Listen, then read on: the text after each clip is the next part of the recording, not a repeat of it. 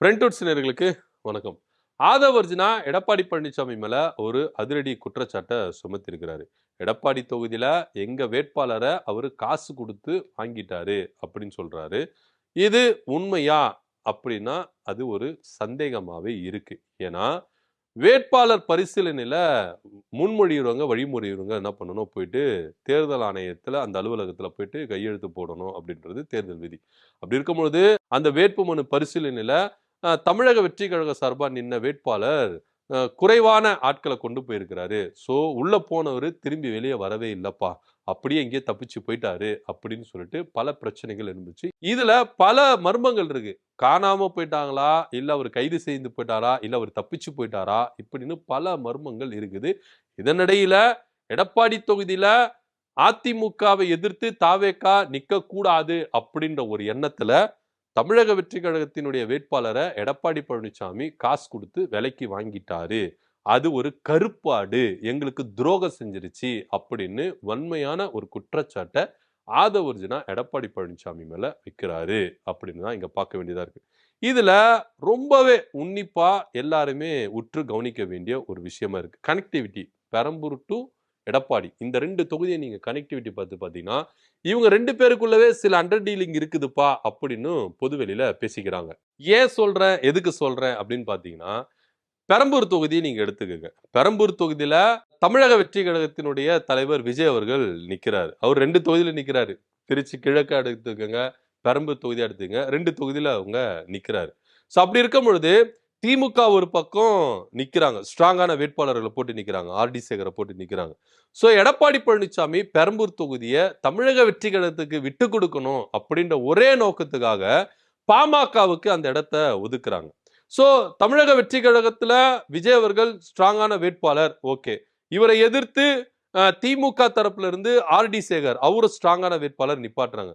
கூட ஸ்ட்ராங்கான வேட்பாளரை எடப்பாடி பழனிசாமி அங்க போட்டிருக்கணுமா இல்லையா அப்படின்றது தான் எல்லாருடைய கேள்வியாக இருக்கு. இன்னும் சொல்ல போனா பெரம்பூர் தொகுதியில அதிமுக காரங்களே என்ன பண்றாங்கன்னா, ஏன் இந்த தொகுதியை பாமகவுக்கு விட்டு கொடுக்கணும் அப்படின்ற ஒரு கேள்வி இருக்கு. ஏன்னா பெரம்பூர் தொகுதியில முக்காவாசி பேர் தலித் சமுதாயத்தினர் எஸ்சி வாக்குகள் தான் அங்க அதிகமா இருக்கு அப்படின்னு. சோ இதை டார்கெட் பண்ணி தான் விஜய் அவர்கள் என்ன பண்றாரு, பெரம்பூர் தொகுதி சூஸ் பண்றாரு. ஏன்னா கிறிஸ்தவர்களுக்கு அதிகம், எஸ்சி வாக்குகள் அதிகம். அப்படி இருக்கும்போது இந்த வாக்குகளை நம்ம அறுவடை செஞ்சிடலாம் அப்படின்னு சொல்லிட்டு தான் விஜய் அவர்கள் பெரம்பூர் தொகுதியில நிக்கிறாரு. சோ அந்த இடத்துல ஸ்ட்ராங்கா விஜயை எதிர்த்து அங்க போட்டியிடுறதுக்கு ஸ்ட்ராங்கான வேட்பாளர்களை அதிமுக கொடுக்கல.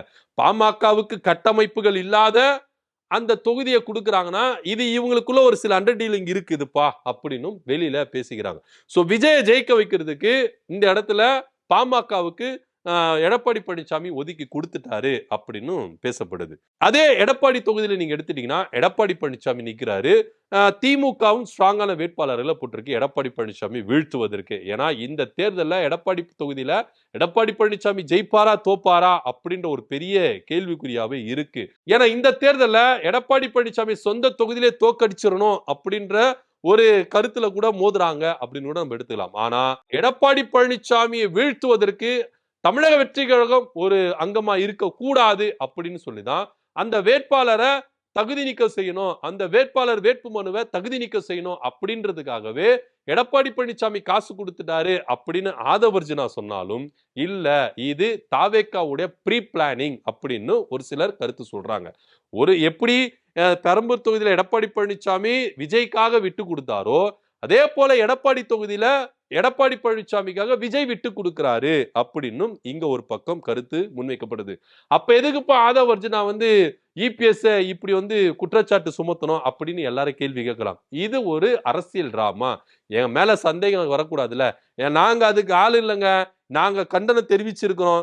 எடப்பாடி பழனிசாமி அப்படி குற்றம் செஞ்சிருக்கிறாரு, காசு கொடுத்து எங்க வேட்பாளரை வாங்கி இருக்கிறாரு, நாங்க கண்டன அறிக்கை வச்சோம்ல அப்படின்னு தப்பிக்கிறதுக்குள்ளதான் இது மேம்போக்கா ஆதவர்ஜுனா சொல்றாரு அப்படின்னு ஒரு செட் ஆஃப் மக்கள் சொல்றாங்க. உண்மையிலேயே இங்க எடப்பாடி பழனிசாமியும் தமிழக வெற்றி கழகத்தின் தலைவர் விஜய் அவர்களும் ஒரு அண்டர் டீலிங் போயிருக்கிறாங்க. பெரம்பூர் தொகுதியில ஏடிஎம்கே டிவிகேக்கு விட்டு கொடுக்குது, எடப்பாடியில டிவிகே ஏடிஎம்கேக்கு விட்டு கொடுக்குது அப்படின்னு தான் பார்க்கப்படுது.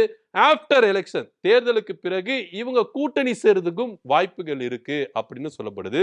ஒருவேளை எடப்பாடி பழனிசாமி பாஜகவை கழட்டி விட்டுட்டு தமிழக வெற்றி கழகமும் அதிமுகவும் கூட்டணி வைக்கிறதுக்கான வாய்ப்புகள் இருக்கு அப்படின்னும் இங்க பேசப்படுது. இது சாத்தியமாகிறது கூட வாய்ப்புகள் இருக்கு. ஏன் அப்படின்னு பாத்தீங்கன்னா, ஆரம்பத்துல பாஜக அதிமுக கூட கூட்டணி வர்றதுக்கு முன்னாடியே 2 பேரும் பேசி இருக்கிறாங்க. விஜயும் எடப்பாடி பழனிசாமியும் பேச்சுவார்த்தையில ஈடுபட்டு இருக்கிறாங்க அப்படின்னு சொல்லிட்டு இப்ப பொதுதளத்துல வந்துருச்சு. சோ ஆப்டர் எலெக்ஷன் இங்க தொங்கு சட்டமன்றம் வரும்பொழுது ஏன் எடப்பாடி பழனிசாமி விஜயும் கூட்டணி வைக்க கூடாது, ஏன் வைக்க மாட்டாங்க அப்படின்ற ஒரு கேள்வி இருக்கு. சோ இதெல்லாம் உறுதிப்படுத்துற விதமா தான் அந்த தலைவருக்கு இந்த தலைவர் விட்டு கொடுக்குறாரு, இந்த தலைவருக்கு அந்த தலைவர் விட்டு கொடுக்குறாரு. இது எங்களுக்குள்ள இருக்கிற அண்டர் டீலிங்மா, நீங்க எதுக்குமா வரீங்க அப்படின்னு கூட பல பேர் என்ன பண்றாங்க, கேள்விகள் கேட்கிறாங்க. சோ எடப்பாடி பழனிசாமி மேல ஆதவர்ஜுனா இப்படிப்பட்ட ஒரு குற்றச்சாட்டுகள் முன்வைத்தாலும் அதிமுக தரப்புல இருந்து இது பதிலடி கொடுத்தாங்களா அப்படின்னா கிடையவே கிடையாது அப்படின்றதான் இங்க நம்ம பார்க்க வேண்டியது இருக்கும். ஆதவர்ஜுனா இப்படி ஒரு பகிரங்கமா ஒரு குற்றச்சாட்டு வைக்கிறாரு. இது உண்மையா பொய்யா அப்படின்னு நம்மளுக்கு தெரியாது. ஆனா ஆதவர்ஜுனா எல்லாத்தையும் நேர்ல இருந்து பார்த்த மாதிரி எங்க கட்சி வேட்பாளரை எடப்பாடி பழனிசாமி காசு கொடுத்து விலைக்கு வாங்கிட்டாரு அப்படின்னு ஒரு குற்றச்சாட்டை முன்வைக்கிறாரு. இத குறித்து எல்லாத்துக்கும் போற இடத்துல எல்லாத்துக்கும் பதிலடி கொடுக்கிறாரு. ஸ்டாலின் அவர்கள் பேசுறதுக்கு பதிலடி கொடுக்கிறாரு, உதயநிதி பேசுறதுக்கு பதிலடி கொடுக்கிறாரு, ஓபிஎஸ் பேசுறதுக்கு பதிலடி கொடுக்கிறாரு, சசிகலா பேசுறதுக்கு பதிலடி கொடுக்கிறாரு. சோ இப்படியா எல்லாத்துக்கும் பதிலடி கொடுக்கிற எடப்பாடி பழனிசாமி அவர்கள் ஏன் இந்த குற்றச்சாட்டுக்கு பதிலடி கொடுக்கல அப்படின்ற ஒரு கேள்வி இருக்குல்ல.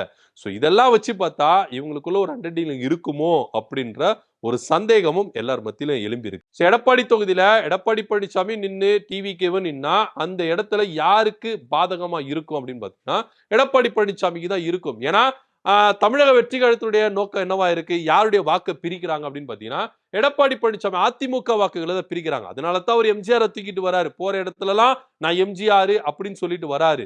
சோ இப்படியா இருக்கும் பொழுது திமுகவுக்கான வாக்கு வங்கி இங்க பிரியறதுக்கான வாய்ப்பு இல்ல, லாஸ் ஆகிறதுக்கான வாய்ப்பே இல்ல. அதிமுக வாக்கு பிரியறதுக்கு தான் இங்க வாய்ப்புகள் இருக்கு. சோ அப்படி இருக்கும் பொழுது எடப்பாடி தொகுதியில பழனிசாமி எதிர்த்து தமிழக வெற்றி கழகம் இருந்தா இந்த வாக்குகள் பிரியும். இது யாருக்கு சாதகமா போகும்னா திமுகவுக்கு சாதகமா போகும்.